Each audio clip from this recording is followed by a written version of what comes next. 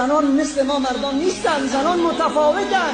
زنان وقت شوهر میکنن فقط میخواهند زمان از شوهر جدا شوند که داخل قبر گذاشته شود. اونها شوهر خود را دوست دارند، زندگی خود را دوست دارند، از طلاق بدشان میآید. مرد است که امروز راحت طلاق میگوید. اگر زن از شوهر خود طلاق طلب کرده، ما به دست خود این کار را کردیم، موبایل رو به دستش دادیم، او از سریاله ها یاد گرفت. چون دختر زنی که خانه ما میاید 18 سال سن دارد، هنوز خیلی خام است، این چیزی را بلد نیست. نه در صحبت عالم نشسته، نه پیش عالم زانوی تلموزی زده، نه درس حدیث خوانده، نه درس فقه خوانده، نه قرآن را بلد است. به خانه ما آمده.